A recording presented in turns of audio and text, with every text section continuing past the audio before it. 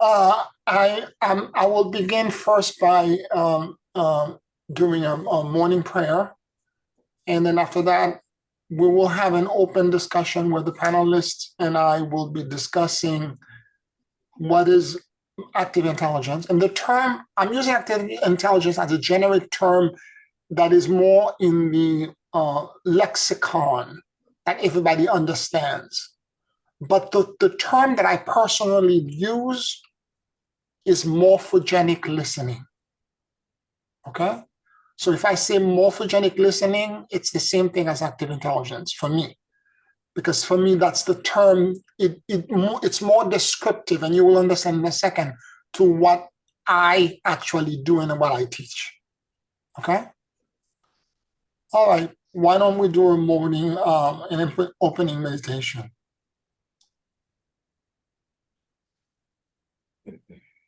Take a very deep and slow breath.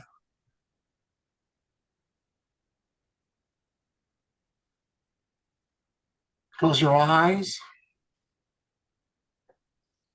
And as you inhale and exhale deeply and slowly, allow the universal life force that permeates everything to enter into your lungs. Alert from update Apple ID settings. Keep breathing deeply and slowly.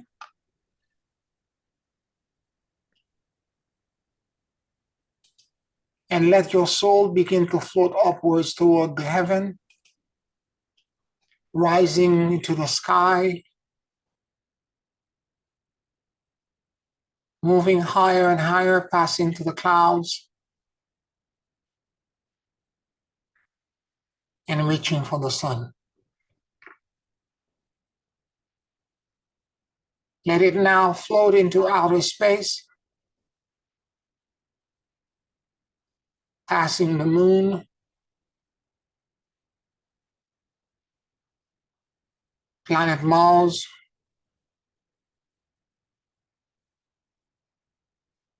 Jupiter, Saturn, Uranus, Neptune, Pluto. And let it now float away from the solar system and the Milky Way galaxy, and move into the universal core as it enters the central sun and the very heart of God.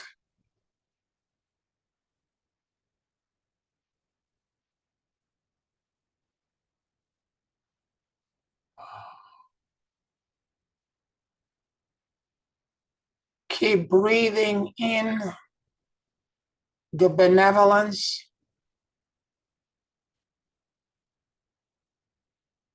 the kindness,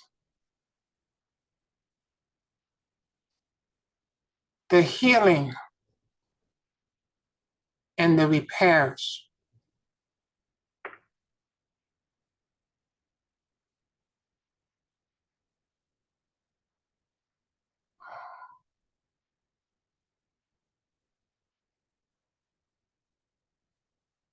of the circle whose circumference is everywhere, whose center is nowhere.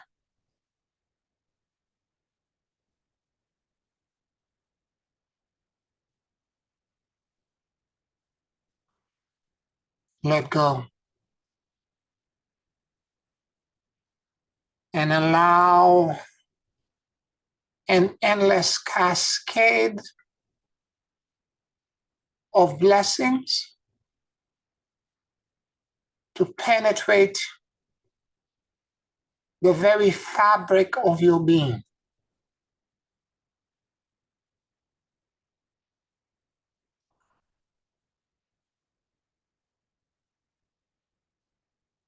Let there be peace,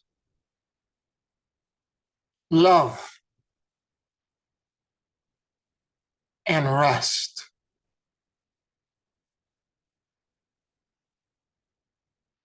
Inhale very deeply and let these frequencies and vibration begin to penetrate and return back toward the Milky Way galaxy, our solar system, planet Earth, and let it begin to drop on top of your head, passing through your entire body and changing your entire cellular structure, the more than 50 trillion cells in your body, and grounding this serenity, this healing, and this benevolence into you, through you, and into the core of the earth.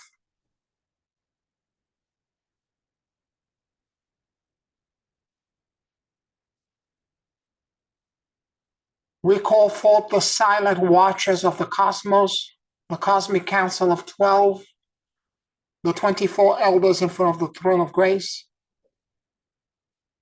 the order of Melchizedek, the order of Enoch, the order of Michael, the order of the golden robe, the order of the platinum robe, the order of Shambhala, the Universal Federation of Light, the Galactic Region Council, the Galactic Mathematician, the Galactic Confederation of Planets. We call forth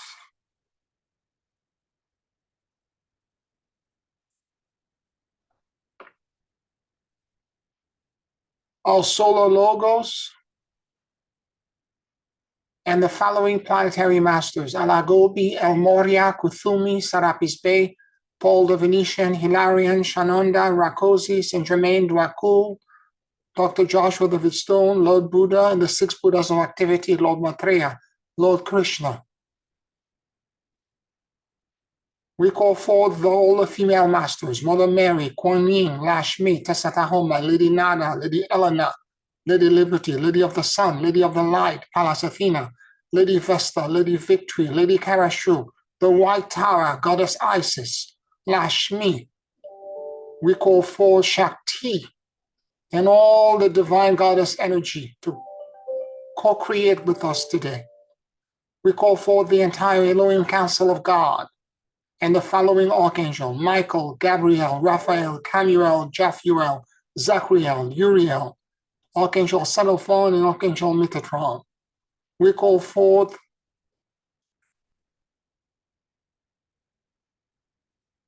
all the master devas, sub-devas, general devas. We call forth gnome, self, undying salamanders. We call forth dolphins and whales. And we ask for the overlighting presence and guidance of the entire planetary, solar, galactic, universal, and cosmic hierarchy today. And we ask for Lady Gaia and Shakti to ground us into the now and let the rain of blessings from the core of our universe and the heart of God into the core and center of the earth pass through us in perfect harmony and in a perfect symbiosis and balanced way. I am fixed, designed. Let the rain of blessings fall. Thank you all for your co-creative power. We bless you and we welcome you.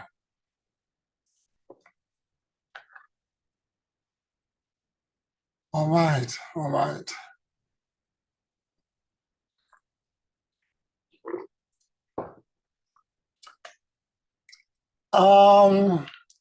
So on the topic of active listening versus hearing. And I want us to have an open and honest discussion depending on our experiences. And I just want to start out by saying one thing. The only gift that I truly have, and the only superpower that I truly have, is that I know how to listen. That's it. Whatever else you think of me as a healer, as a coach, all of that, everything else is a derivative of that one ability. I listen well. Okay? I don't have, psychic powers. I don't have, super connection to the spiritual hierarchy. What I really do is that I'm able to listen as opposed to hearing. Let's talk about hearing for a second. And from my perspective, when we hear, hearing is connected to our survival instinct. First of all, it's our ability to actually analyze sound, speech, noise, whatever you want to call it, for danger, and to process this to our central lobe and our cerebral cortex so that we can begin to do an analysis to figure out what is a menace and what is not a menace so that we can survive. So it's about calculating the noise or the sound that we're hearing to try to figure out if there is danger. It's highly mental and intellectual, and it's actually help us also dissociate from external things. So we can tell that the noise is coming to the left, to the right, it's in front of us, it's behind us. We can tell how far the noise is. Is it loud? Is it?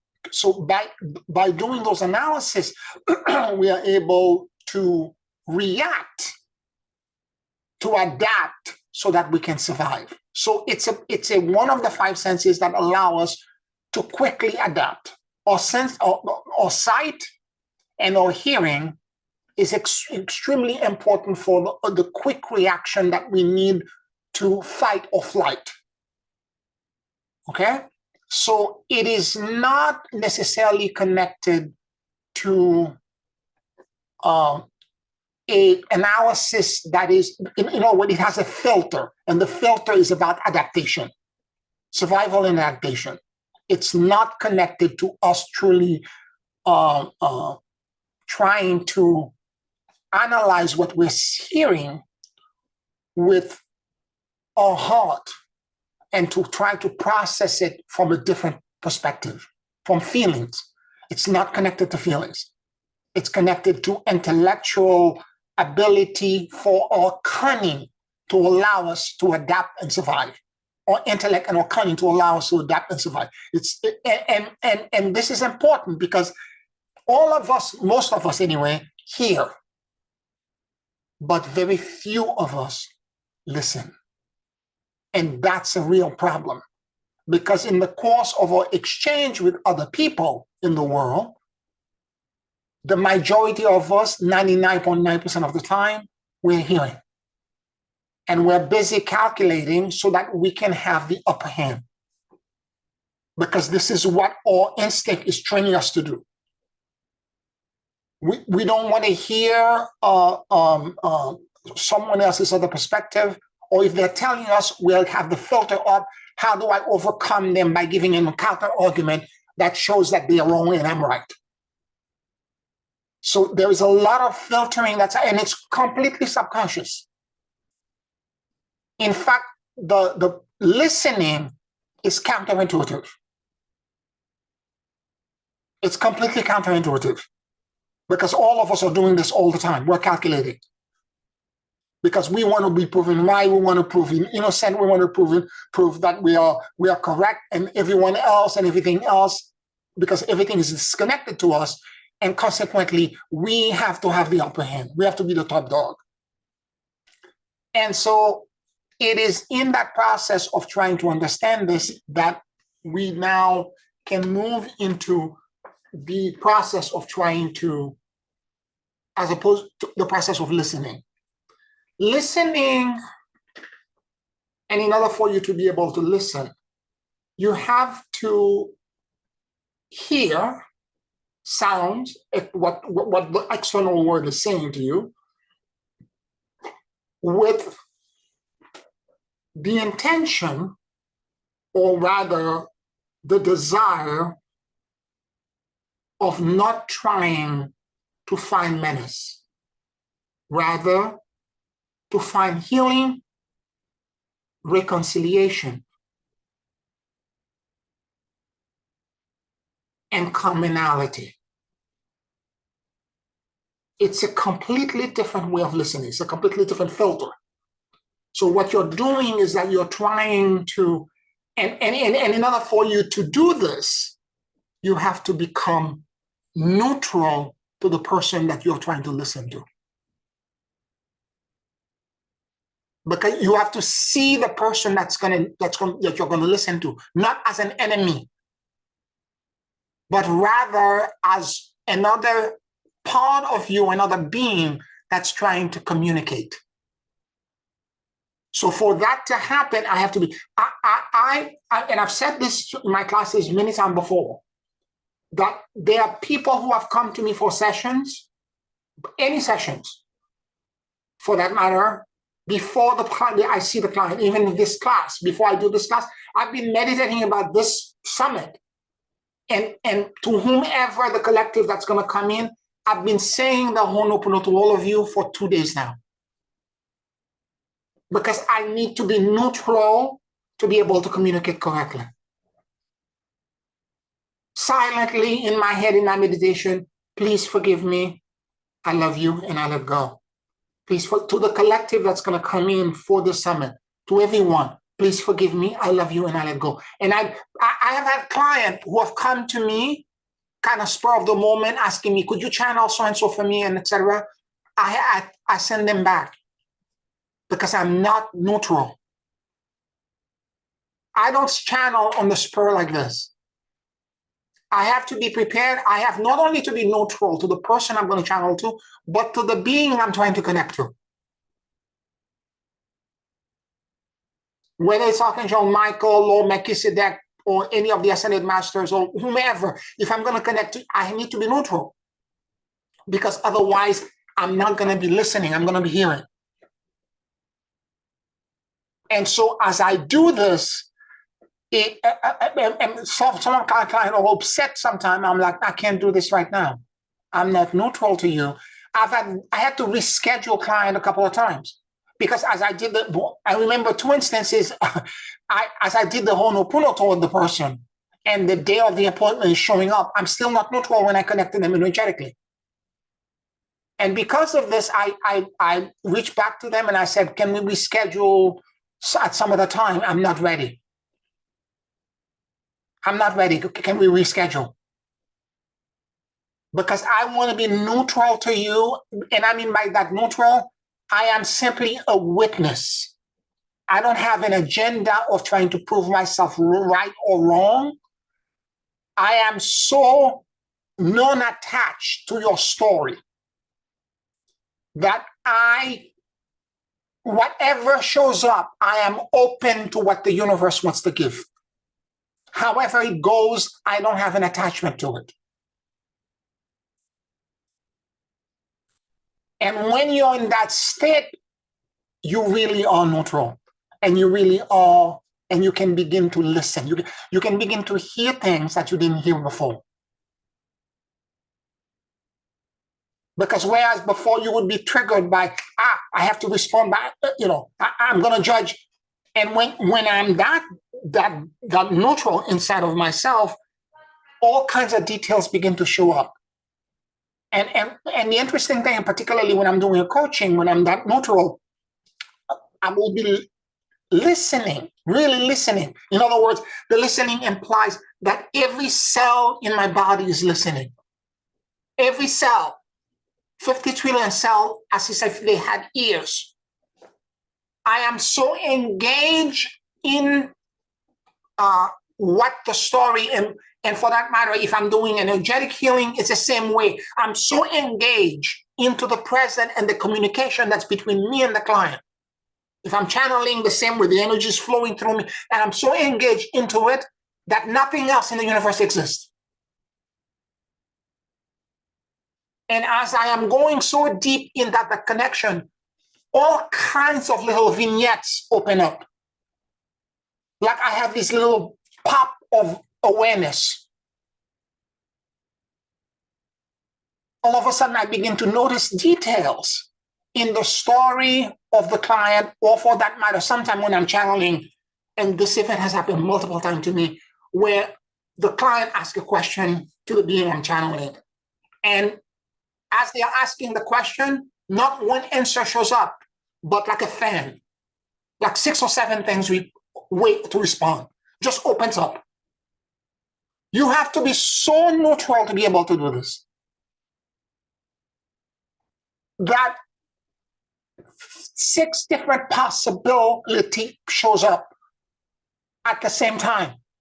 And then when you're so quiet, that celestial being that you're connected to will select 1 or 2 possibilities. And then that's what you share. It's like the fan closes and 2 things or 1 thing shows up.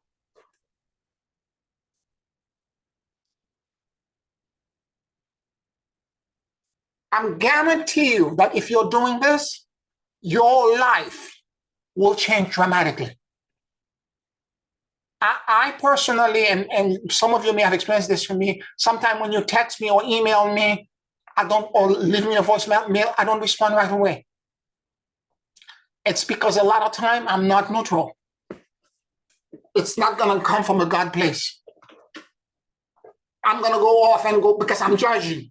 The key is that I'm judging. If you're judging, you're not neutral. Now, this is external communication between me and somebody else and me, a celestial being.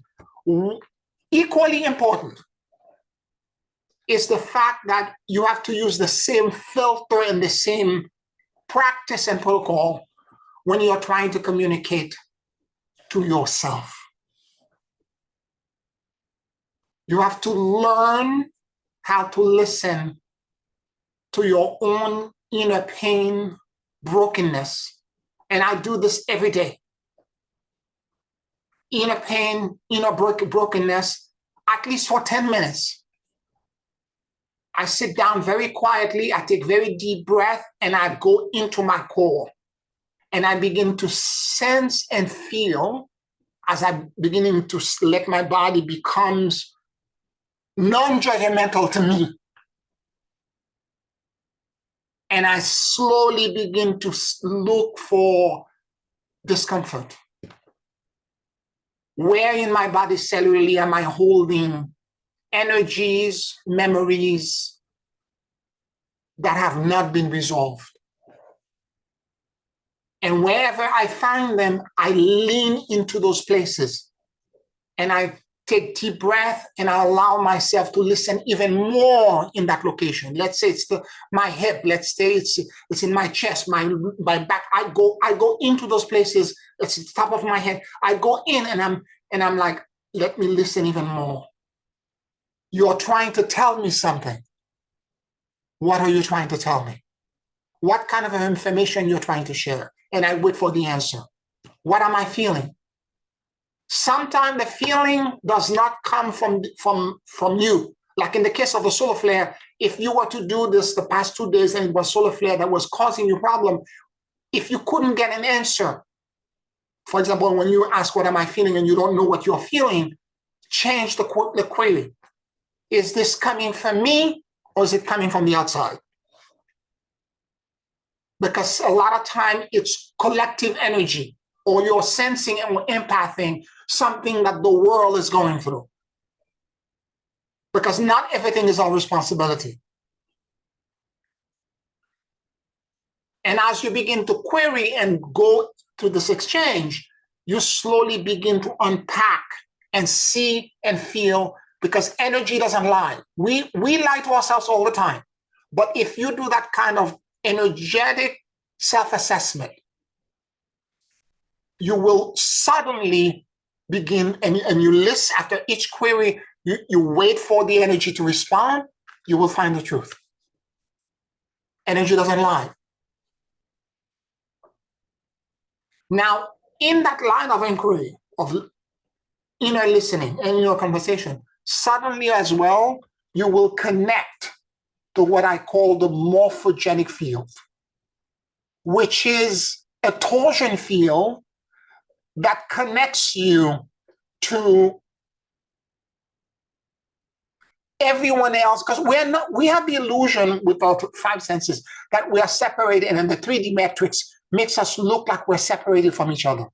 But we are all in quantum entangled with each other. And when you're in that state of non-judgment to yourself and to anyone else, you suddenly have access to the entire quantum field, the entire morphogenic field. I can share with you, if you spend enough time listening to yourself and listening to the world and communicate this way, you will become much more spiritually advanced, sophisticated, and intelligent than you think you are. Because now information from the morphogenic field will begin to bleed into you. Every protocol, everything that I'm teaching, that I have been teaching for the past 20 years, came from that field and from that connection. The yoga of neutrality, all the information that I'm channeling, it's because of this ability to connect to the morphogenic field. All right, I'm going to stop now. I'm going to let the other speaker, Shanice or Georgie, to jump in, please.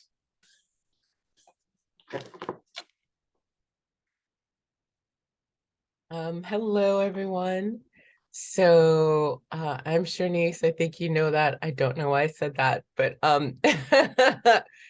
yeah, Pierre, I just want to start by saying it's always such a gift listening to you and receiving what you offer, and feeling how it lands in my body. And yeah, you were doing the visualization, and my arms, and when you were extending us out into the universe, like my arms just started lifting up, and I felt so light, and I thought my arms were going to get tired. Like my brain was wondering if, but they didn't. It just felt as if I was just being lifted up, and it was so yeah, it was just beautiful.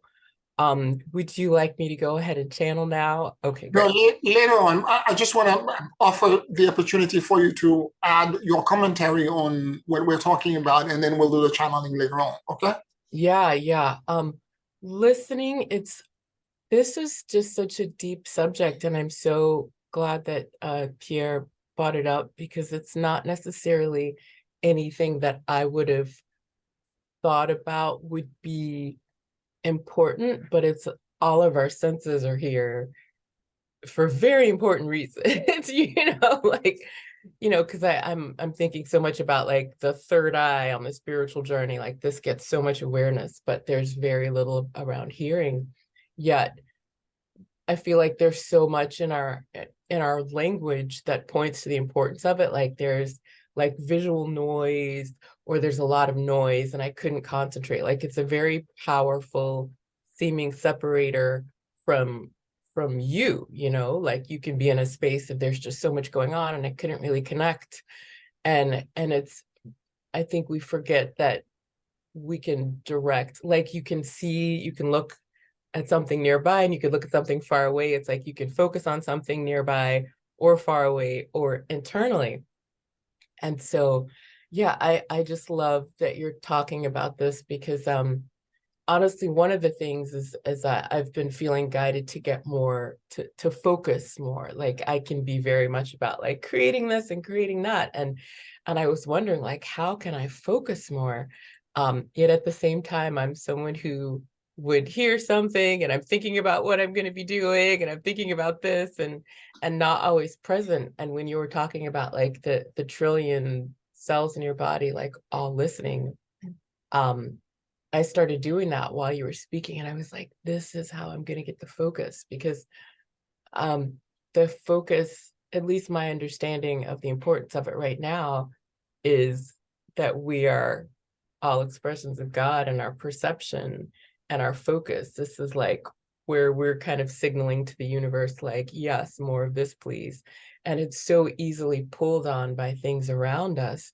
And so if we can like direct our hearing and, you know, our conscious, you know, third eye sight to whatever it is that we want to focus on, there's a liberation in the singling out and the hearing. It feels like such a huge part of that. And like I said, I never would have thought of that before. So that's what I was thinking about ever since you said we were going to be talking about this. And it just feels like the unveiling of another gift that we have that we wouldn't have thought was, it's like, of course I hear, that's just like, that's not a gift. But then you think about it, it's like, that's a big gift. So yeah, thank you for bringing this up. It's definitely been enlightening for me. And I'm really glad that we're bringing this up, that we're discussing this, just so that, yeah, I love that when we have these summit gatherings, you help shift our awareness and our perception, and then you support it energetically to bring us in greater alignment with who we are. And this hearing, it's just, yeah, it feels very powerful. Yeah, the thing about healing, Shani, is to kind of piggyback on and explain a little bit on what you're saying, is that when we are able to do it internally, particularly to ourselves, and again, if you can think of listening as being non-judgmental to yourself, to everyone else, as a simple kind of like, you know, cliff note, quick cheat sheet. It's being non-judgmental to yourself or to anyone else, with sound, with what's coming in, however it's coming in. So if you can do this yourself and to your own pain and your own suffering and your own fears, you will emancipate and grow by leaps and bounds in a way that you cannot begin to describe. I personally have derived from this in a way, and I know many of my students who are with me for a long time have said the same thing. I remember in 1 year, I had more than 12, I think it was 15 breakthroughs, major breakthroughs. In 1 year, I was in shock, because when the first one came in, I was like, I don't think there's anything bigger than this. Because once the breakthrough happens, you feel so good. You're like, I was blinded to this. I did not see it. I was completely blinded by this, because it was a blind spot. But by me coming in and sitting down and listening to myself, listening to the pain and the suffering, and not judging the discomfort, not thinking that it's bad, I have to cover it up with a feel-good experience, just go into it. And without judgment, sit with it and let it communicate. Then suddenly all these things open up and saying you're suffering because you have a false belief that this is the way to exist. But if you pay attention, there is a different way to do this. The need, the emotional need that you have, that's causing and that your emotional body has twisted into an incorrect response. Here is a different way to respond to the same need. And this is where the healing comes in. And if you use that same muscle when you're communicating with someone else, when somebody's talking to me, I just drop into my non-judgmental space and let them say whatever they want. I'm not trying to up them, you know, be the top dog and up them this and respond by, you're a sentient and sovereign being. Talk to me. I'm listening. Yeah. Beautiful. Yes. I just want to add from the perspective monk point of view. When you go to a deeper teachings, the first thing that they tell you to do is to be quiet and to be within, because they say that the light is outside, but also is inside of you. And you have to be compared with the light. So it is within. Basically, what they say is that God is outside, but also he's inside of you. So you have to listen to that. Also, I said this before, that the difference between meditation and prayers is that in prayer, you're whining about your problems because you're not listening. And that's why God hasn't spoken to you. But when you're in meditation, God speaks to you. You listen inside. And also we have to mimic the animals.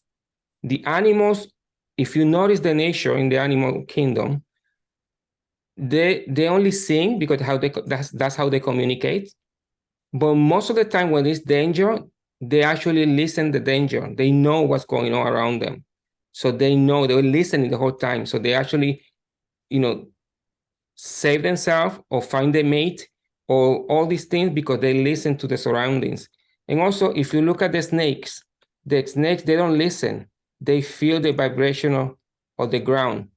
And if there's a snake in India and there's an earthquake in America, they will know because they feel and they listen the vibration of the earth. So we should mimic more the animals because they teach us a lot based about being connected with the source, because they are always connected with the source, and they don't have the consciousness that we have, but they are connected to the source all the time. They know when the sun comes in, when it comes out, when to sleep, when not to sleep. They always follow the nature, the rhythm of the nature. We just got disconnected from that rhythm because, like you say, we don't listen. So we need to learn to listen. That's what I wanted to say. Thank you, Georgie. Yeah, absolutely true. And I'm learning more and more. And there are deep. I want to add one more thing. I mean, this is such a gift. I had been doing this since I was a kid. I didn't know that's what I was doing. I'm an introvert. I love being alone. And when I'm alone, I'm mostly quiet and I'm listening to myself. I never knew that's what I was doing. And it took me a long time to kind of like articulate it, because I thought everyone in the world was doing the same thing, right? And but the other thing for me is that when I am in that state, and particularly with monks, well, Georgie was talking about how monks and all the great teachers in the world have gone into silent meditation. There's a story, one of the story aspects of Shiva. Shiva can go into meditation for years, eye closed in deep meditation. It's not that Shiva is asleep. Shiva is actually listening to everything else that's happening in the universe. And all the monks and all, this is exactly what they're doing. Because what happened, and it has happened to me multiple times, and it doesn't happen with a 10-minute meditation. When I have time, I can go into a listening, sometime time stop. It's over an hour long and I'm just quiet. No noise, no music, nothing. I'm just allowing myself to go into my core and to surrender into whatever awareness wants to show up. And sometimes I repeat over and over again, to be neutral to myself. I'm repeating it to myself. Please forgive me. I love you, and I let go. And I repeat it silently over and over to myself, over and over again. And I go deeper and deeper.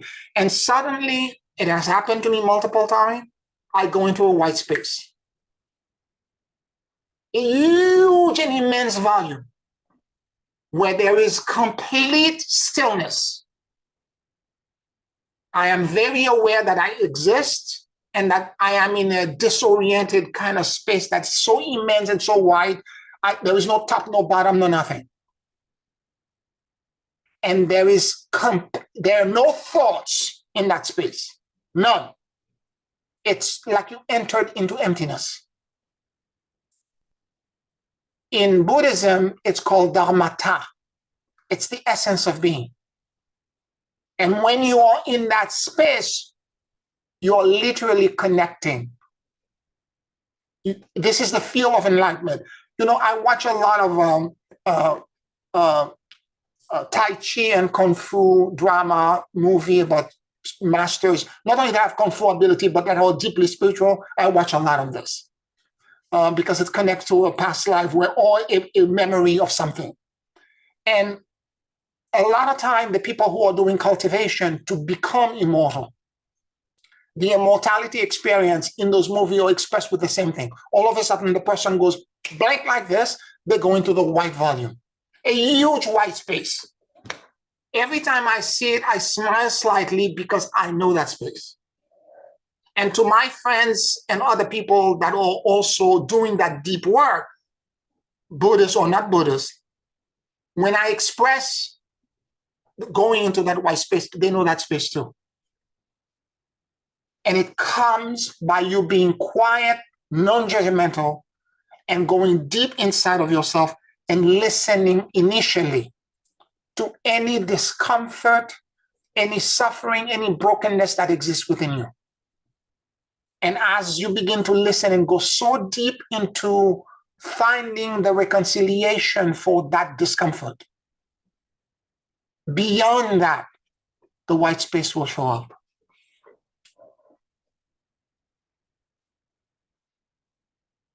I can't explain it any more than just saying that when you go in there, it is complete stillness, no thoughts.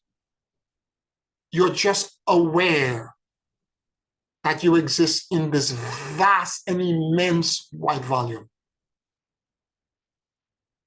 And sometime, if you're lucky enough, you will get a communication from someone else, from a celestial being. Or an insight will show up for you. This is the ultimate point of, as I said, I don't have any other spiritual gift that I'm aware of, but the ability to do this. And it wasn't just, initially it was a kind of instinctive ability as I was growing up, but I have been practicing it. I'm cultivating it on a daily basis. So this is an invitation for all of you to do the same.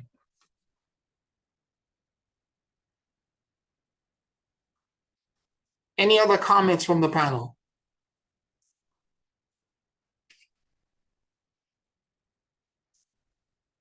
I just want to say that when people start, you know, the spiritual practices journey,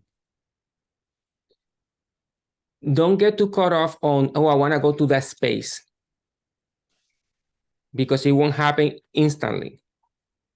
It's like you said, it takes practice.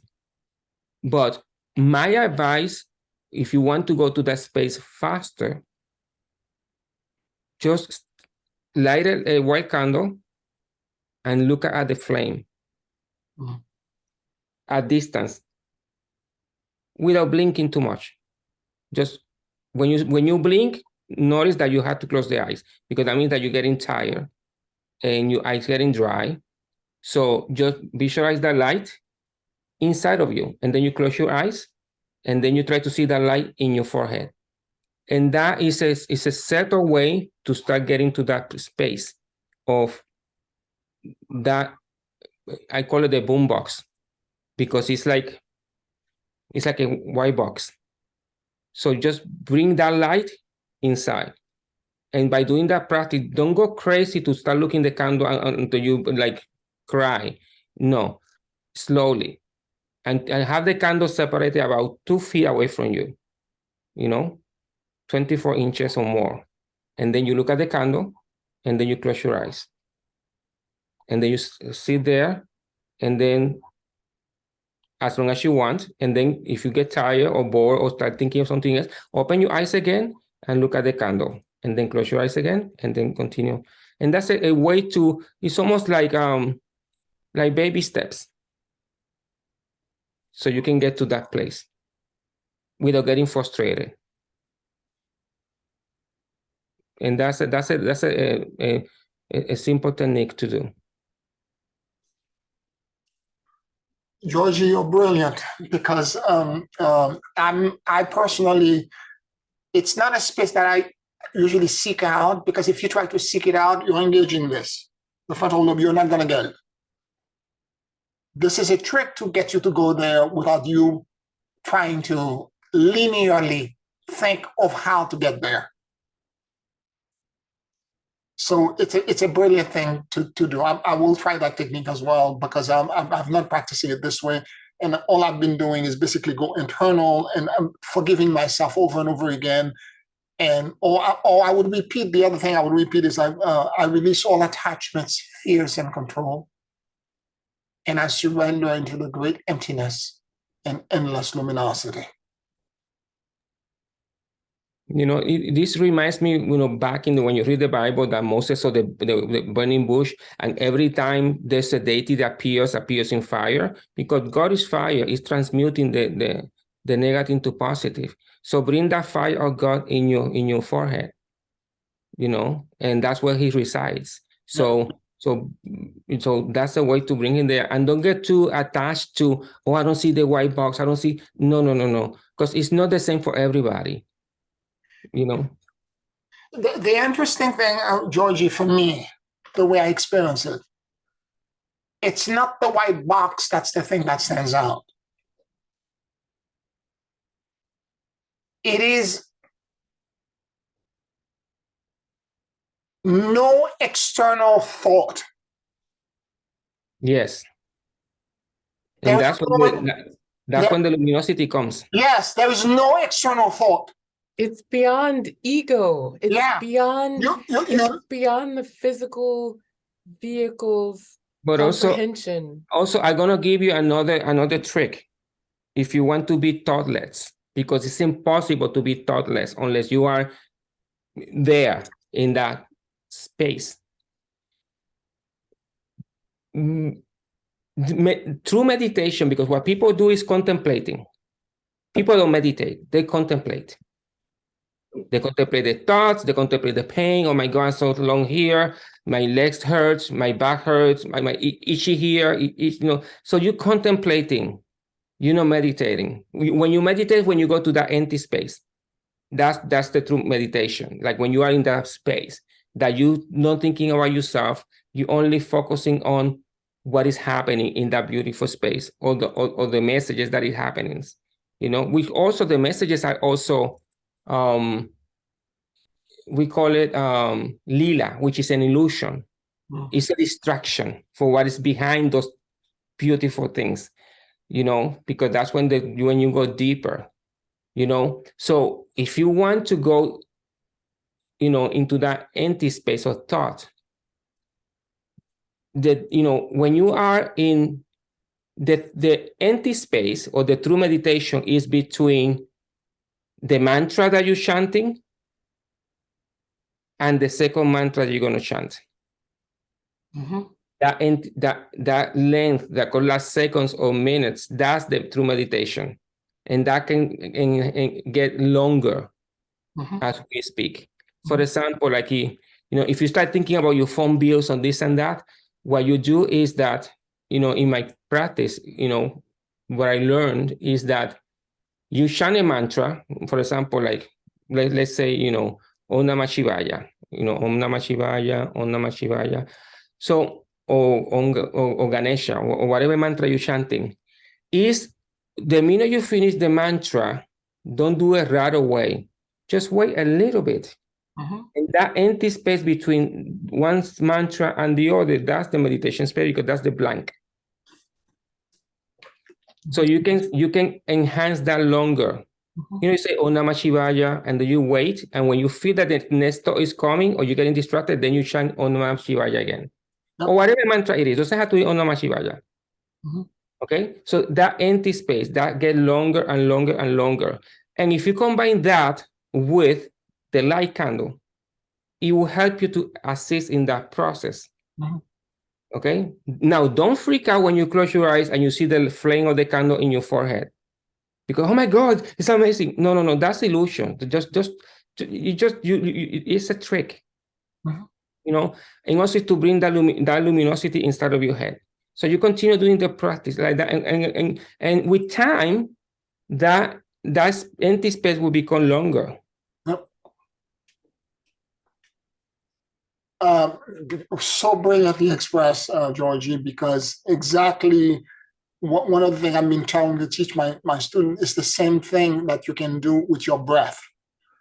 It's inhalation, exhalation, and then there is a pause before the next cycle begins. That pause is the sweet spot. That's where the blank and the emptiness exist. That's the true meditation's time. This is the trick. And if you can, and as a monk, this is true. You have to extend that space. In yoga, they call it the retention of the breath. That retention, if you can extend it, that's when you go into the blank space. Yeah. When you go to that place and you practice this more and more and more, many leelas or many distraction will come to your place to take you away from what you need to do. Because they are the devas, they are brilliance, the Maras. They try to lure you the same way they did it to Buddha. They try to show you tricks to distract you from the final goal. Like, for example, back in the days when I was starting doing this, and I was going through deeper and deeper into that consciousness, many magical thing happens to me. Things appears on my hand, like malas or beads, or sometimes vibhuti used to come. When I finish, I used to have vibhuti, the sacred ash in my hands, so I can get distracted and I just toss it away and then just continue. Because when you go through that deepest space, they try to trick you, so you can lure, and you can get distracted from the path. But I have a good teacher, and all this was explaining about not getting distracted, because you can see things, you can feel things, you can manifest things in your hands, all those things. But those are distractions. That's to test your ego, to see, oh, look at what I did. Oh, look at how deep I'm going. Oh, no. Just continue. Just put it on the side and continue. And you go deeper and deeper and deeper.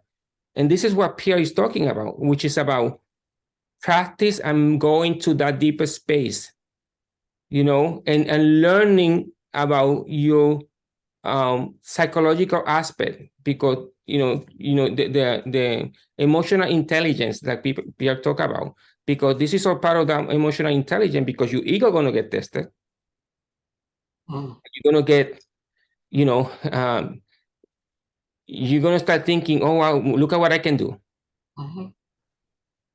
And that's not the point. The point is like, look at where I'm going. Anyway, so that was just a little, explanation. No, beautiful. Thank you. Shanice, you want to add anything before we go into your channeling?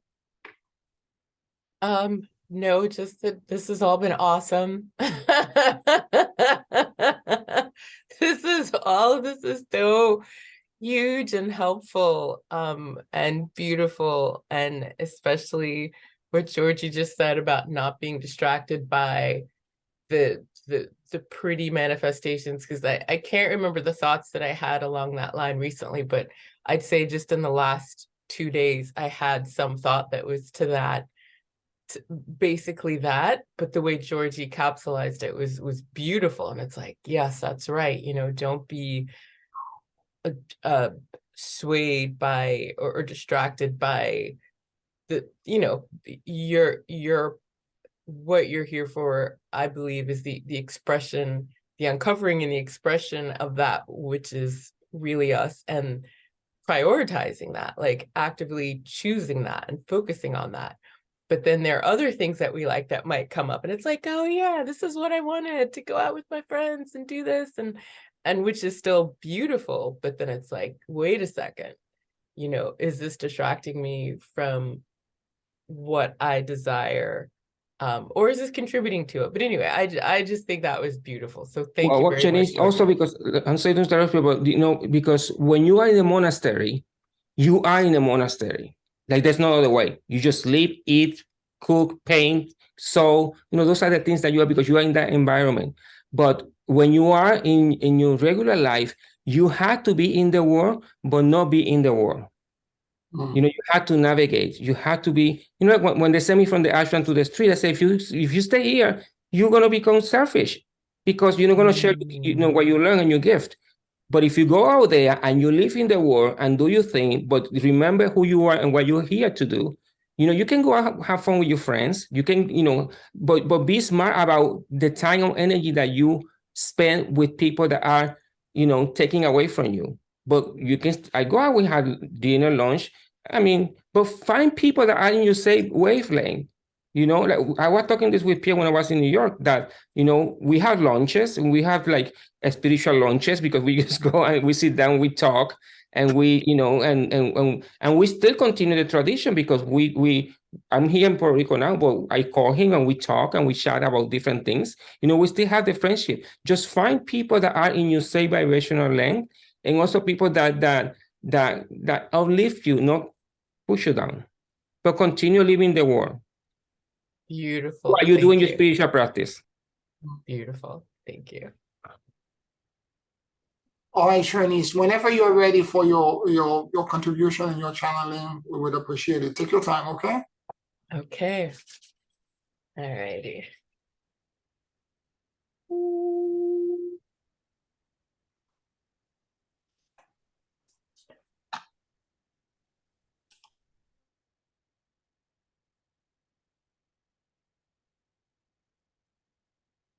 Yes, dear ones, very good, very good. Okay. So today's topic is very special and very important. We will also say all of the topics that are being discussed are important for different reasons, but it is very helpful to have the point of view that which is being introduced into your world has some significance. Then you will weigh it differently than the way you may have been weighing things. And we're actually not suggesting that you look at, okay, this has less importance, this has more importance, and we're going to tell you why. Because the way that you perceive one thing is going to be the way that you filter everything. And the way that you filter everything is going to be the way that you create everything. So we simply want you to know this and have this awareness that everything that enters my energy field is for me and is important and serves me, dear ones. Okay, very good. Okay, so today's topic is about listening versus hearing. So we would like to offer a simple way to associate hearing and listening with a different function that your body performs, and that which is breath. So when you're going through your day-to-day life in the world, of course, you are breathing. Some people have challenges breathing, but usually when you are in your world, if you live in a big city, if you're doing things, your regular day-to-day breathing can be somewhat shallow. And you may be aware of this because whenever you choose to focus on your breath, you find that you're able to slow it down and it brings you greater calmness. So we're going to equate hearing to the shallower breaths, which are related to how you are going through the world, listening to what, hearing sounds around you, doing what is necessary for survival. This is what you do with your shallow level of breath. Now, with listening, we're equating to those deeper inhales and exhales that you take. And these deeper inhales and exhales give you access to greater information, to greater expanded states, more than you had when you were just sort of going through your day. And listening does the exact same thing. We're going to share a few reasons why. First of all, any one thing in your reality is not just one thing.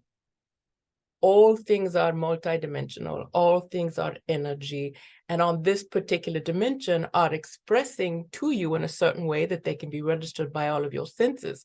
But that does not mean that that is all that they are. And just as the shallow level of breathing, which we're equating to hearing, only gives you access to that which you need to survive. Okay, the cars sound like they've stopped. I'm using my eyes when I'm looking as well, but it sounds like there's not a biker coming fast. I can cross the street now. Sounds like the train is coming. I'm going to rush to the train. These are all sort of survival level things. But then when you move into the state of listening, it gives you greater access to the other dimensional aspects of that which you are hearing. So the reason that this is so important and helpful is if you are listening to a friend is talking to you, when you're very present and you're listening, they're giving you words, but your other senses are activated. You're hearing their emotional states. You're hearing what they're saying. You're hearing what is not being said. You're allowing things to be received by you and by the larger parts of you, not engaging your third dimensional body. Like Pierre said before, you're not trying to think of an answer. You're not trying to do this. You're allowing the rest of your third dimensional selves to relax and release resistance so that that information can come in and can be responded to by the expanded aspects of yourself. And this is why this is powerful when you're interacting with others. Now, when you're engaging with yourself, when you're wanting to listen to that which is within, the same thing applies. Most people hear only when they have discomfort in the physical body, which are physical manifestations of thoughts, beliefs, false beliefs that are already active within. If you are able to listen to that which is within, it won't necessarily have to call your attention by physical manifestation, or maybe it would only be something that you would hear spoken around you. But when you're able to direct all of that listening to that which is within, you are also able to give voice to the multidimensionality of that which is within. Maybe there is your inner child that is upset about something, but there is more to that. All things are more than one thing. And so when you are really able to listen to it, you are able to receive the other gifts, the gifts of the release that can occur, the forgiveness that can occur, the understanding that can occur, the realignment and the shifting of your energy field. It is a very powerful thing. So a thing that we would like to offer to you has to do with the fact that sounds, the dimensionality of the gifts of sound. So when you are, if you are wanting to listen to that which is within you, but you have just come home from work and there's so much going on in your mind, and there is sort of a noise of thoughts, even though you don't necessarily really, it is not making a sound that your third dimensional body interprets as sound. It can hear it though. What can be helpful is to connect to sounds that within their energetic expression contain the energetic makeups of expansion. So thinking about the sounds of an ocean, thinking about the sound of being in a forest, they give you literal access to the gifts that they hold. This is why you can feel peaceful when you are in the forest, because you're not necessarily having to try. If you're not concerned about there being animals in the forest, Shanice went camping a few years ago with her husband and some friends, which she was not particularly excited about. She found out that there was a bear in the area, so they said, make sure you close your trunk because there has been a bear getting at the food. So make sure you put your food in your trunk. So Shanice was not able to access the gifts of being in the forest at this time.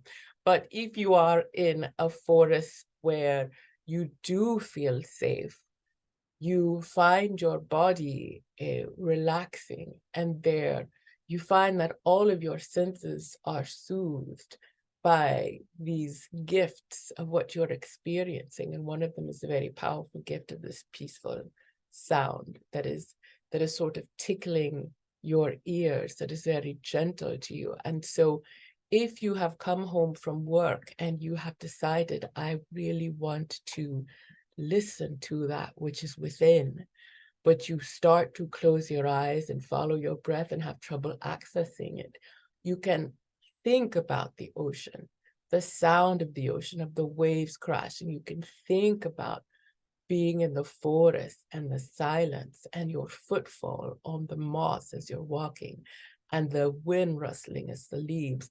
And this can be a portal through which you can easier access the voice of that which is within you, of that which is wanting to be heard. And so when you are in this space, you see yourself in this forest or sitting by the ocean and you're listening to these sounds. This is when you can tell yourself, you can tell your body, you can tell the expanded aspects of your physical being, hello, dear one, I'm here to listen to that which you would like to share with me. I love you so much, and I apologize for not even being aware of your existence, but I am present for you now. And I would simply like to listen, because I know that for so long, that is all you've wanted. You've simply wanted my attention. Know that you are supported now, and I'm ready to listen. And then you can listen to what comes up. And just let it speak, just let it speak, just let it speak, just let it speak, receive, receive. And while you are listening, you can even imagine yourself expanding and seeing this part of you. You can give it a visual if you would like. Just see it relaxing as it is sharing what it wants to share with you. And then when it has spoken, you can just say, thank you for sharing. I love you greatly. And if you so desire, I release you into the care of the divine, unless you require me to hear more, in which case I will return tomorrow to be witness to that which you would like to share with me. And then you can just give thanks for this opportunity, return your awareness back to the beautiful portal that brought you to this space, whether it was the visualization of the ocean or the sky or the forest or the canyon or whatever it is. And then you can bring yourself back to the awareness of the chair that you're in. But just being aware of listening as a portal to this beautiful space, this beautiful aspect of you that is available at any time can be a very powerful thing. Because really most of the gifts that you have are overlooked because they are so simple, but they are so profound. There's so much in this third dimensional reality that thinks this has to be big and grandiose, when in fact, it is the small gifts that can be quite profound. So this is what we wish to share with you today. We love you very, very much. And we're going to bring Shanice back in now. Thank you.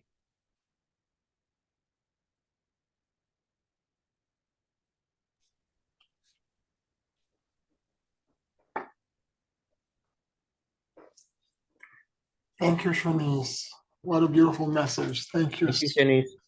Thank you. That was lovely. Thank you. Thank you so much. Georgie, you want to share something with some thoughts and insight with us? Yes, sure, Pierre. Or do you want to go first? No, you go ahead. It's okay. Okay. I'll go at the end. Okay. Well, because we are talking about the subject about listening, and when we listened, in the Hindu tradition, the Vedic tradition, it's all about listening to your surroundings, listening to the elements, listening to the deities, and the higher beings.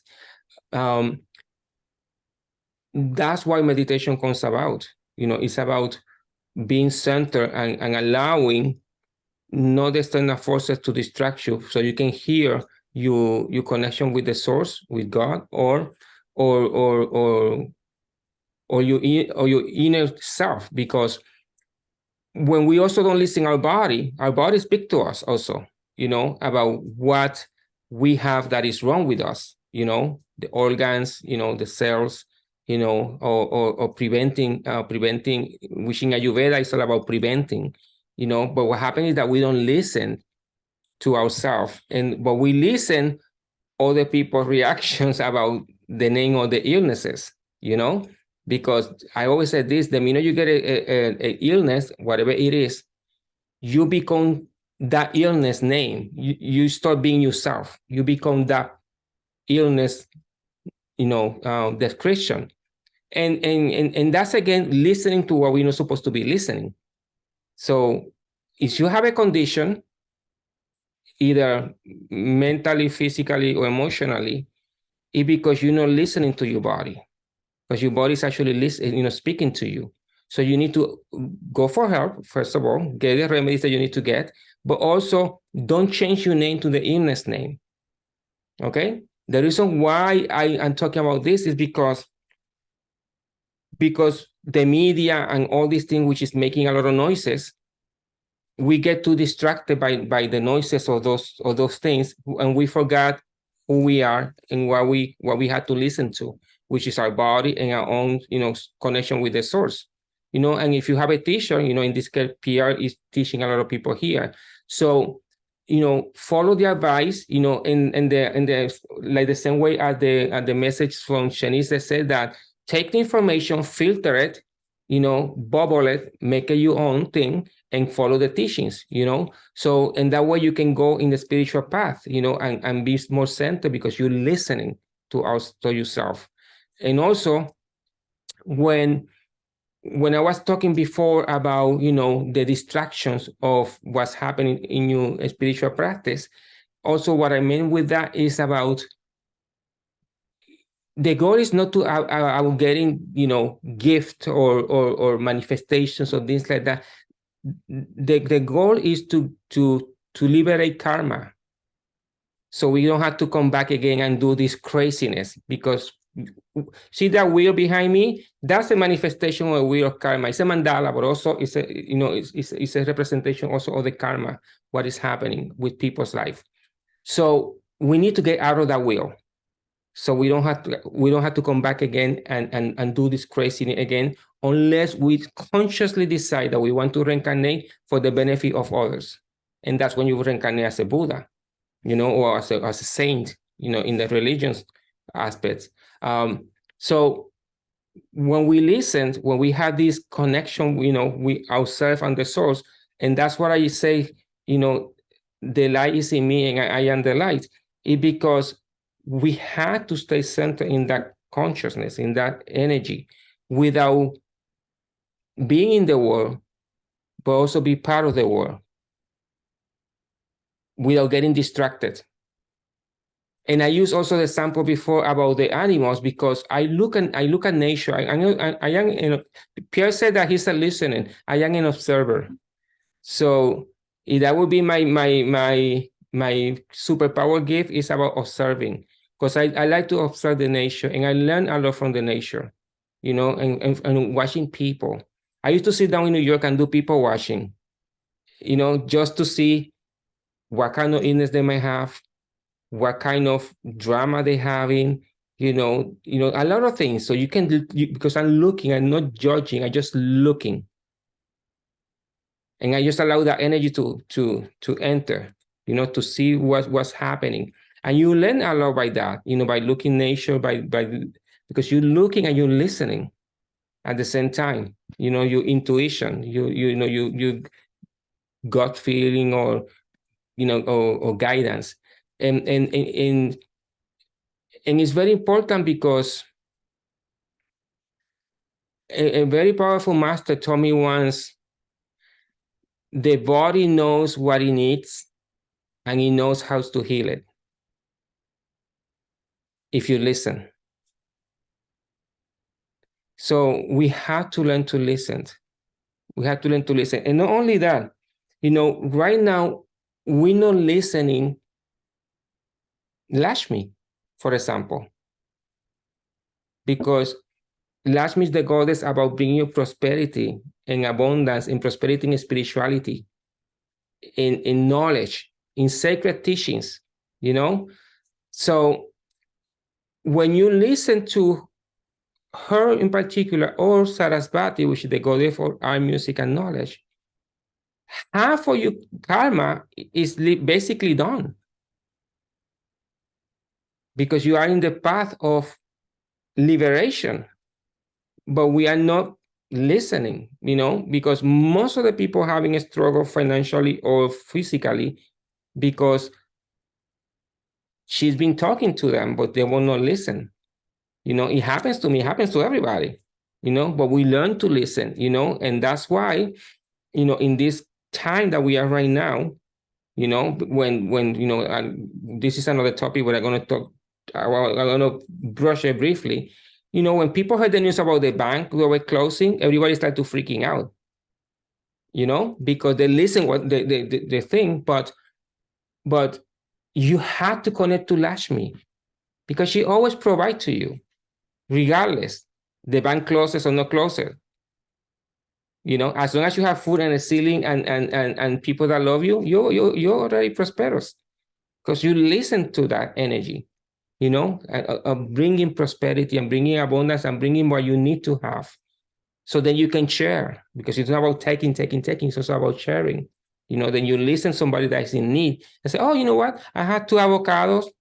I can give you 1. That's a form of listening as well, and sharing.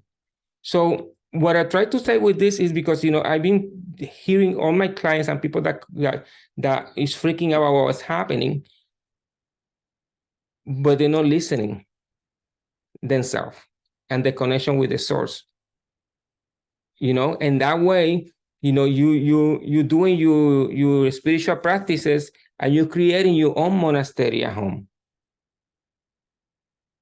And that way you can actually, do your spiritual practices, be in the world, be active, but not be engaged in a way that would affect you. And by finishing this topic about, listening, allowing Lakshmi to talk to you, and Sarasvati to talk to you, I want everybody to close their eyes, because I'm going to do a chanting before I pass the torch to Pierre. And just place your hands facing up, because you're receiving. This is type of mudra. Now we're going to receive. So you place your hands facing up. And visualize in front of you any deity that you believe, Lakshmi, Sarasvati, Buddha, Jesus, Virgin Mary. It doesn't matter, because they're all connected to each other. And you're going to do this breathing exercise, which means, which is a type of pranayama. You're going to do it 5 times really fast. Okay, you're going to inhale, and you're going to hold it in your forehead, and you're going to exhale. Almost like that. Okay, faster 5 times. Okay, are we going to start on 1? 1, with your eyes closed. And the last one.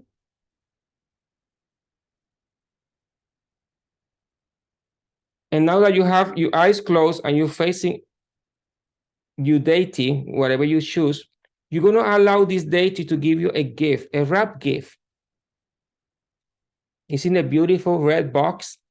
It has a beautiful yellow bow tie. And that gift is for you. The red represents the root chakra. The yellow represents the third chakra, which is where the emotions are.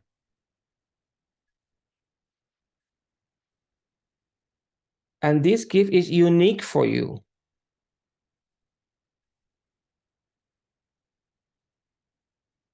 You only know what is inside, and nobody else will need to know. If you don't know what it is, it doesn't matter. It's inside in the box. It could be a physical thing. It could be an energetic thing. It doesn't matter. It's the intention what it counts. And the gift will be for you to move 1 or 2 or 3 steps forward.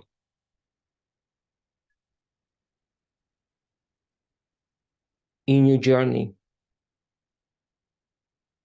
And you're going to grab that gift and you're going to place it wherever you want to place it. You can place it in your lap, you can place it in your pocket, you can place it in your heart, you can place it in your bank account. It doesn't matter.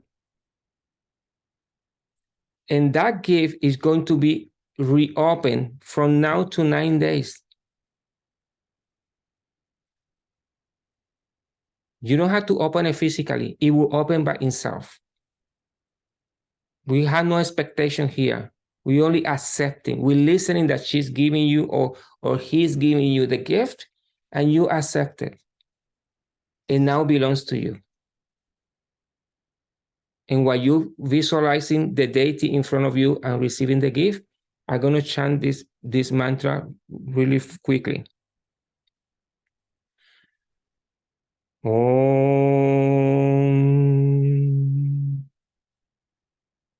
Om.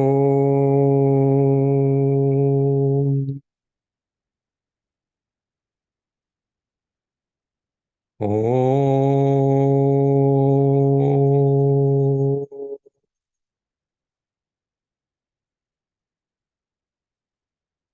Om Aim Saravastai Namaha. Om Aim Saravastai Namaha. Om Aim Saravastai Namaha. Om Aim Saravastai Namaha. Om Aim Saravastai Namaha. Om Aim Saravastai Namaha. Jai Karunamai. Whenever you're ready, you can open your eyes.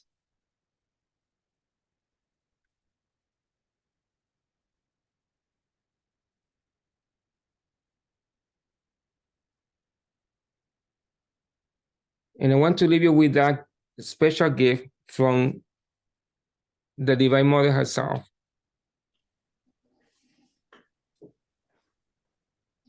Please don't share the gift to anybody. Whatever you think the gift it is, don't talk about it. Just allow it to do what it needs to do. Namaste. Thank you, Georgie. That was very profound. Thank you so much. Thank you.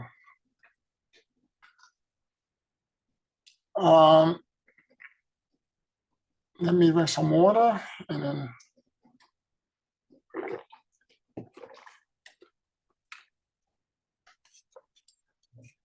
I'm going to guide you into a morphogenic listening exercise to allow all of you to connect to your true heart and to listen to your own self.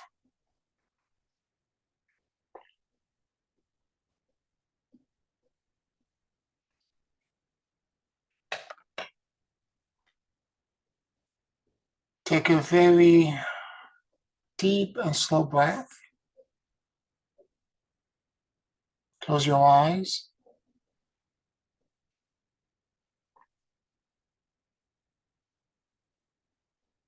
And as you inhale and exhale deeply and slowly,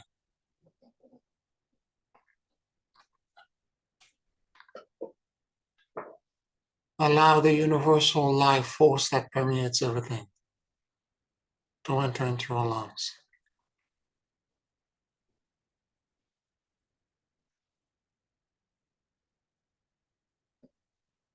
Keep breathing deeply and slowly.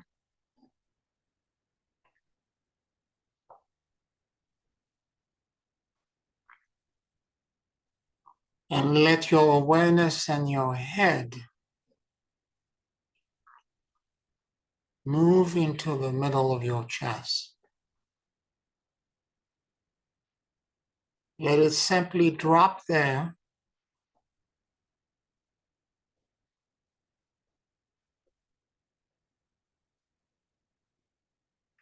And let your entire self-awareness emanate from that part in your body.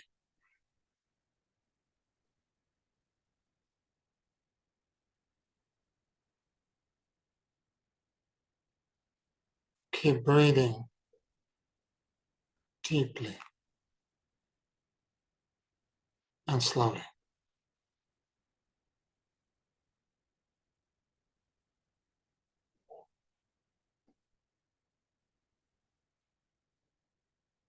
Let your mind and your heart sync with each other.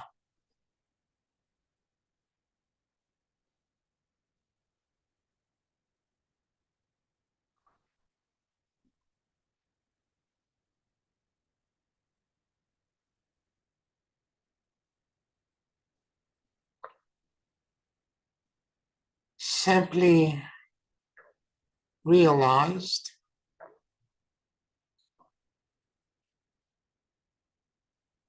that you can perceive all around you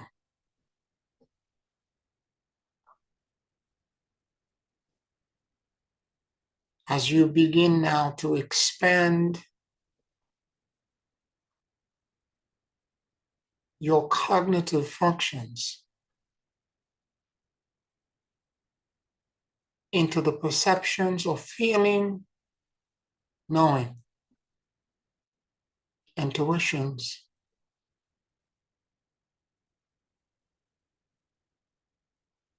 of the entire morphogenic field and quantum field that surrounds you.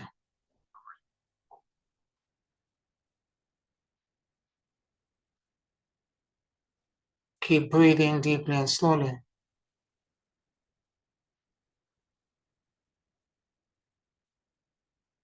And notice what you noticed.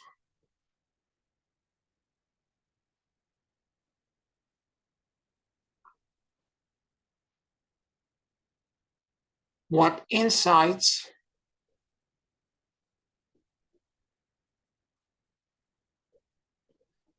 expansion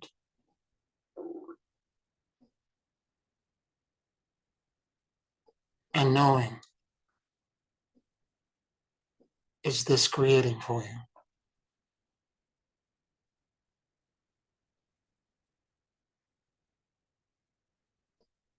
Keep breathing deeply and slowly.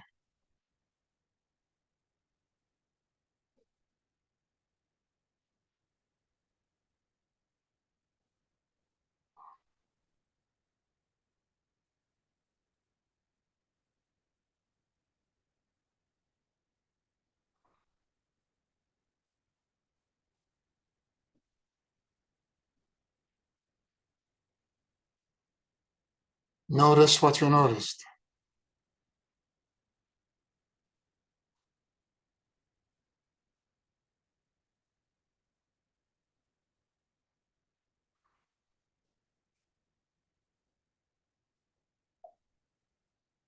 I release all attachments, fears, and control. And I surrender into the great emptiness and endless luminosity.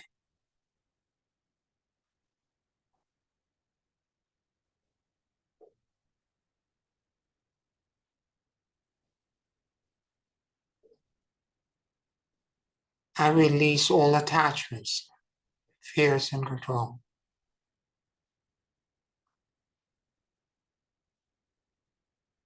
And I surrender into the great emptiness and endless luminosity.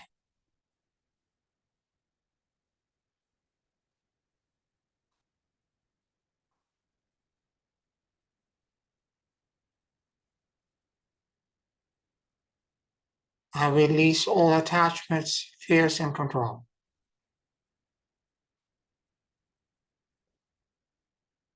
And I surrender into the great emptiness and endless luminosity.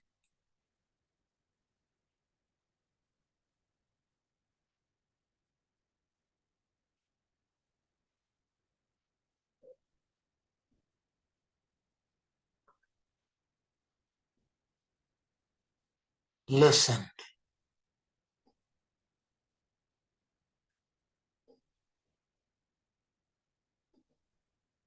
Listen as if the more than 50 trillion cells that exist in your body had ears.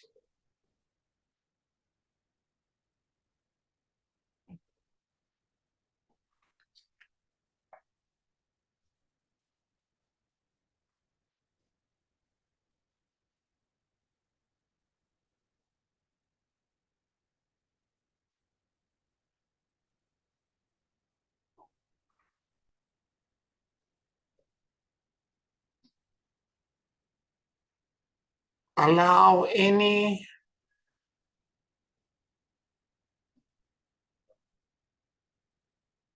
discomfort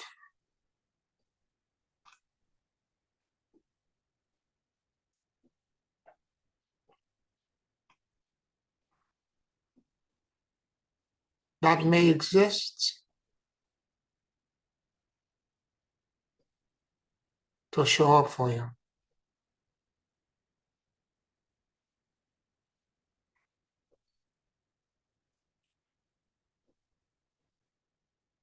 Remember,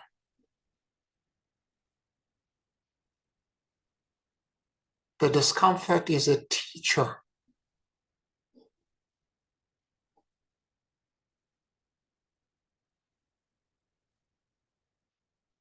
Listen.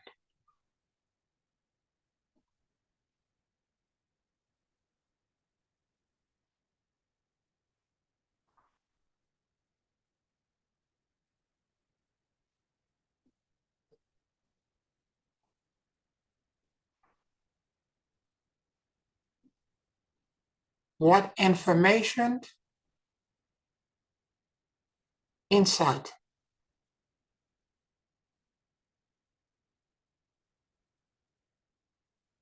and liberation is that part of your being trying to share with you?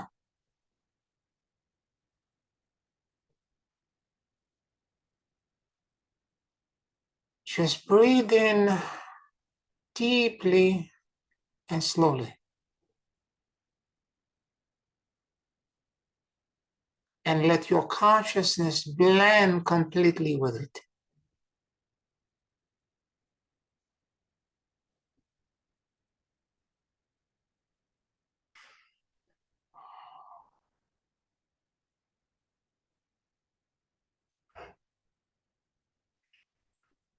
Without judgment.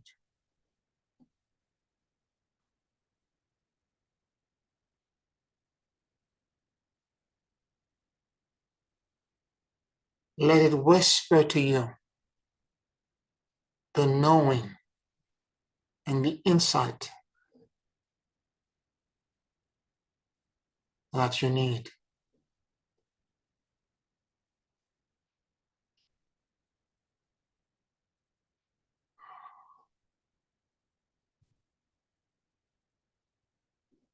What feelings, emotions may exist in that part of your body.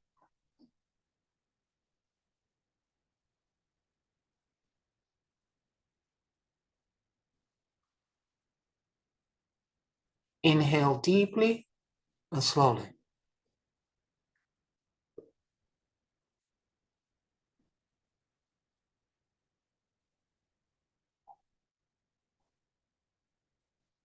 And let this morphogenic field educate you.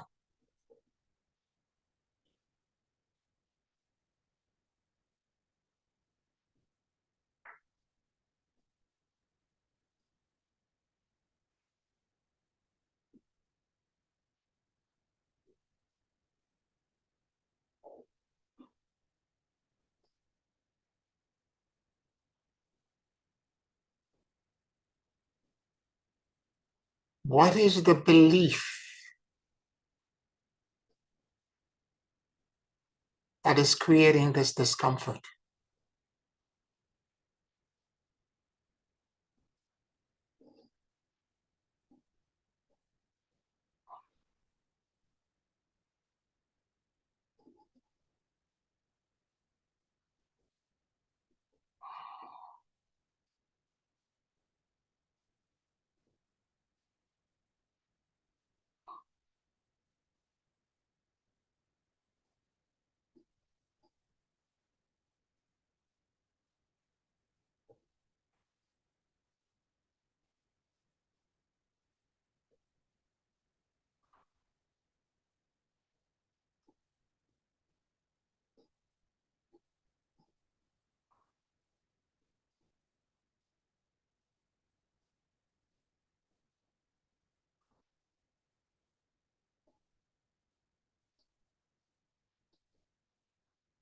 What emotional need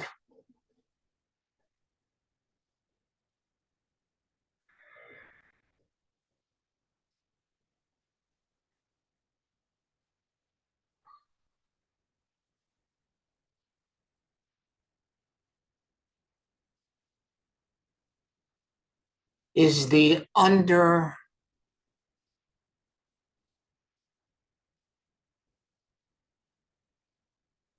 structure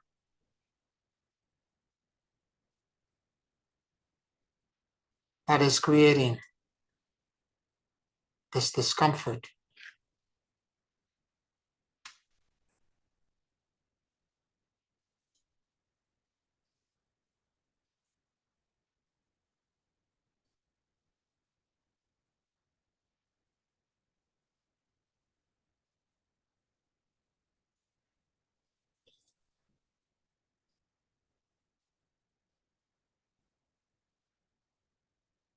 Keep breathing deeply and slowly. And let your awareness open itself up to the entire morphogenic field of infinity times infinity.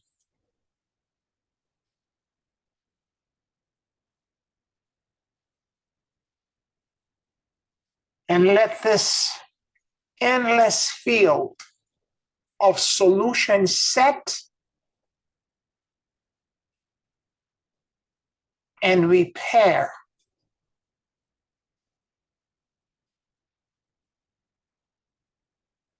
show you an alternative way to meet this need.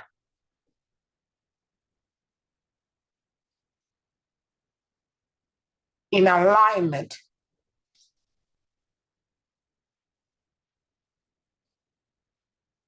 with divine law.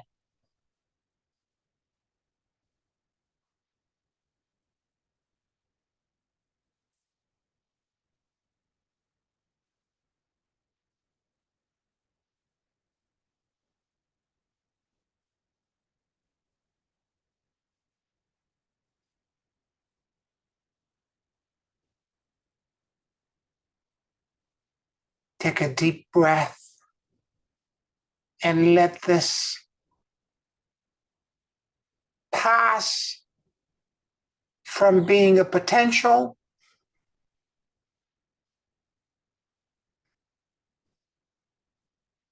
for manifestation Let this energy and this blessing penetrate into your top of your head, move into your physical body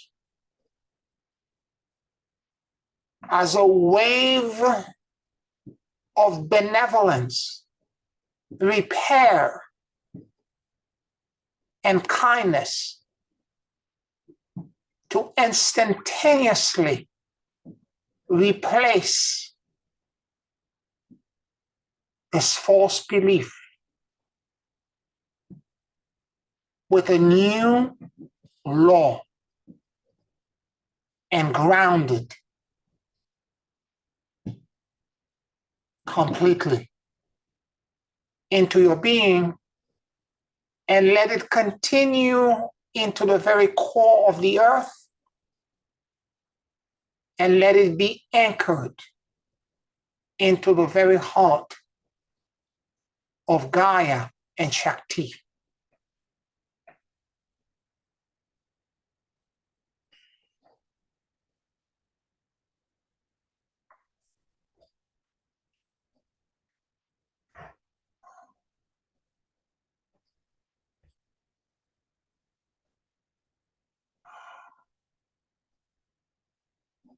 I am free.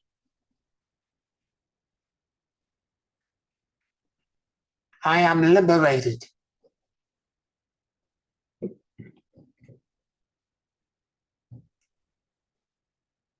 Let the rain of blessings fall and pour down into my being.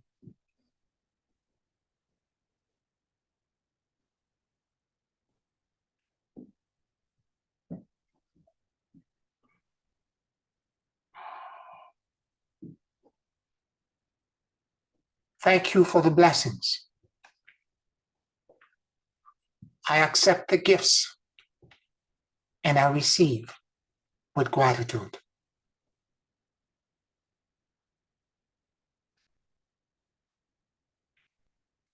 Take a very deep and slow breath. And whenever you feel ready,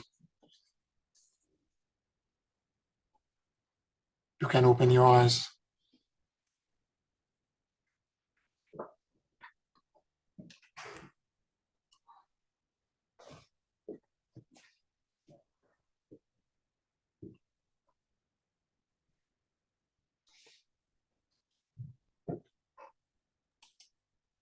Thank you, Pierre. You're welcome. You're welcome.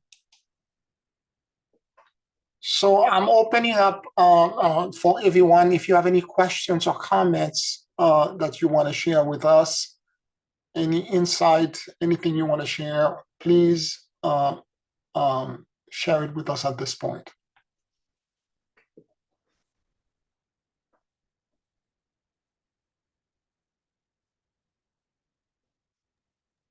That was so big. I think I'm still collecting. My energy is still collecting itself.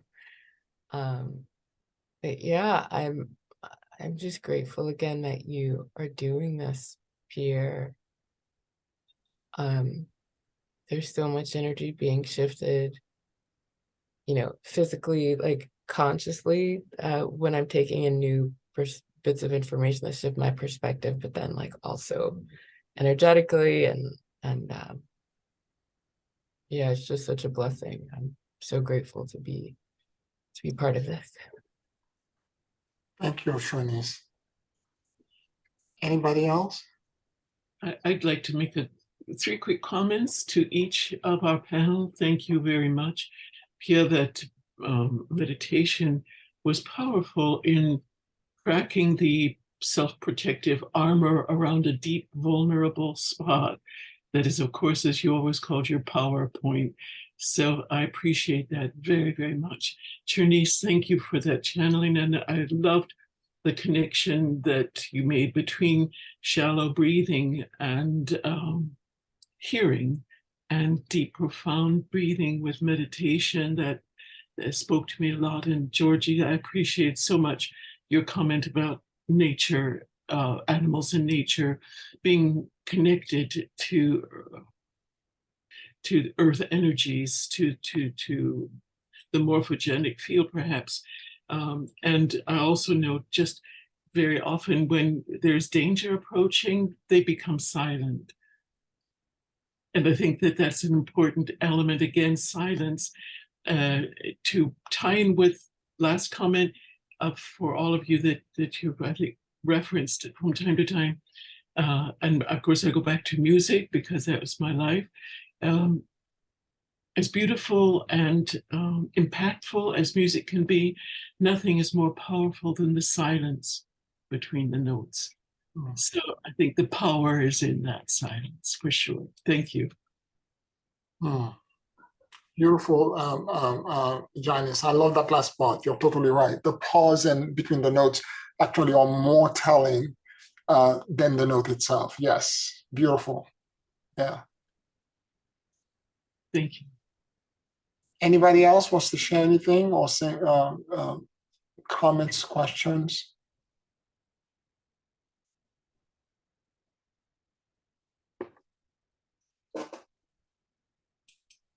Yeah, I just want to second what Jenny said, and just deep gratitude to the panel and everyone being here.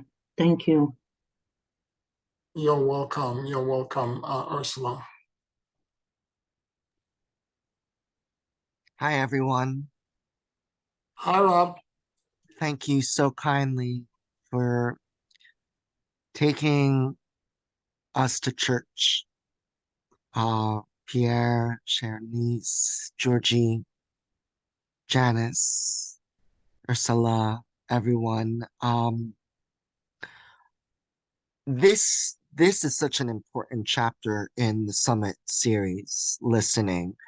And I listened to Pierre's YouTube videos, and this process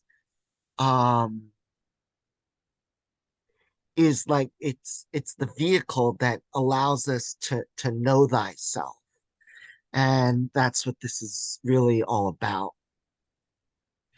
And you gave us the tools, the techniques, the mechanics on those higher vibrational levels of how to create true listening, morphogenic listening. And it does require the integration of the mind with the heart, because it creates the effect of bringing one's attention into expanded awareness. And you provided so many beautiful examples. The Sharnice, you mentioned expanding the awareness into the sound of nature.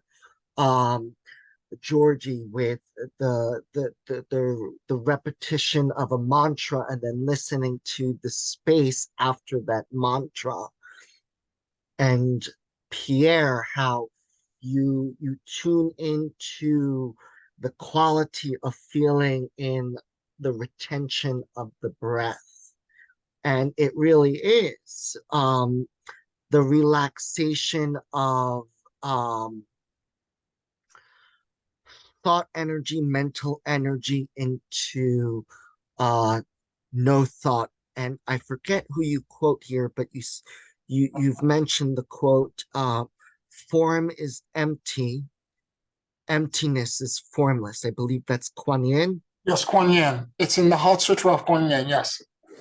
So this active true listening is when the integration of mind and heart, it really does create the second attention, which is a beautiful label for it, because it's an expansion into what is. So thank you for providing this space to tune into, through the reflection of each and all of your external light, for each and all of us to be with our own internal luminescence. So thank you.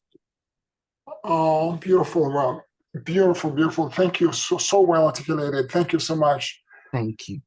I just want to add one more thing. I see you, Sadie. I'm coming to you. I just want to add one more thing. what Georgia and I were talking about, the no thought, when you're in deep meditation, all of a sudden you realize you have no thought. It typically happens because don't seek the white space. You have to get to a point where as you release and you become so non-attached to everything else, it's like a blank. You go into a place where there's a blank. And sometimes you think you pass out because you don't know where you go. That's dharmata. The moment that happens, you're in the white space. It's a trick. You don't seek the white space. What you're seeking is to get to a point where there is no attachment. As you empty everything out and you let go, you surrender, and all of a sudden you go into a place where there's a blank and you don't know where you are. And all of you have experienced this already. You're meditating, all of a sudden you're like, what happened? I think I slept. I passed out. You didn't pass out. You went to the white space. Just wanted to illuminate that. Yes, Celidia, I'm sorry. Well, I just want to say thank you to everyone also. And Bob, you really said, Rob, you really said it correctly as you took me to church this morning, because my prayer this morning was, Lord, I need to hear from you. And when you spoke, everyone spoke to the real difference that listening and hearing is not synonymous, that they're very two different actions entirely. And you took me to a place where the scriptures that I know and thought that I understood are more meaningful. And one of them was that you have eyes and you don't see, you have ears and you don't hear. And ordering your conversation aright. All of these things were addressed.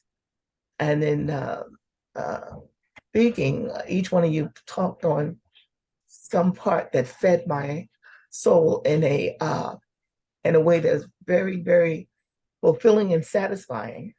So for that, I want to say thank you. And in listening, I something became very clear that I've heard before, but just never applied it that way. That your cells are eavesdropping on your thoughts, and your cells are really listening, and whatever is manifesting in my life is what they actually heard. And that really took me, I still am registering with that one, because there's some construction going on in my house, and it's noise, but that I did not even hear that, because of what I was listening to was the energetic outpourings that each one gave. And so as you hear the noise, it's background, but it's not a part of my awareness. And you're talking about being in the world, but not of the world. It's not just being in the world. This is the environment we have to be in, as Georgie so succinctly said it. We all can't be in a monastery or on a hill or in seclusion and coming to enlightenment by degree.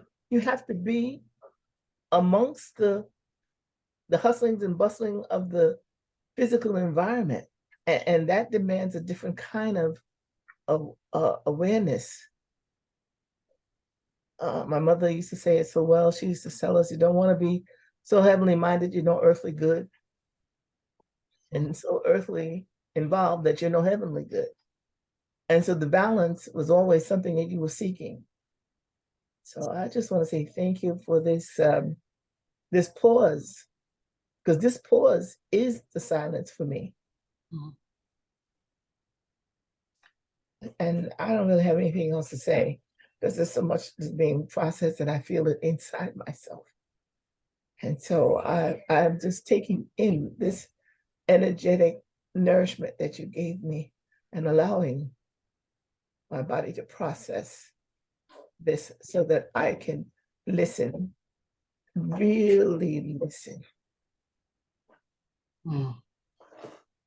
Beautiful, Celia. Thank you so much. Thank you for sharing that thought about the connection of listening to the self. I didn't think of it in that light. Thank you for your contribution. It's a very powerful insight. Yes. Yes, thank you. I just want to add quickly before we go that we are actually doing this summit in a very, very powerful week. We are celebrating India Ugadi, which is the celebration where the universe was created according to the scripture. So today is supposed to be the day that the universe was created by Brahma. So it's a very powerful day to be here. Very auspicious. Blessings, blessings. Thank you for that insight. I will keep that in mind for the rest of the day as I go to my walk and contemplation and whatever else I'm doing. Thank you so much. I want to thank everyone. Anybody else wants to say anything before we close? I want to thank all of you for your attention and for being on the summit and for being so dedicated to the cycle of what we're trying to create. We're trying to create a momentum. The next event, the next summit for the next month will be on the 29th of April. So put that on your calendar. I will create the webpage in about a week and posted that. And also, WISAC this year for May, it is on May 7th. So remember, it's an all-day thing from 9:30 a.m. It's a Sunday, 9:30 till 6 p.m. So I look forward to that. So in May, we will not be having a summit. Instead, we will have the WISAC celebration. Okay? Would you repeat the date? It's May 7th. Okay. Thanks. Okay? You are such extraordinary being. Without you in my life, I would not have all of this to share with the world, because God only gives you, and the universe only gives you what you need, not what you want, because I need to share with you. Therefore, God is giving me a lot more. I am in a symbiotic relationship to all of you. I want to say thank you. You have blessed me. Thank you. Thank you. Deep love to all of you. Have a blessed end of the week. I love you all. Love you. Love you. Namaste. Namaste. Bye, everyone. Bye, everyone. Love you. Bye. Thank you so much, everyone. Thank you. Thank Bye, you. everyone. Namaste. Bye-bye.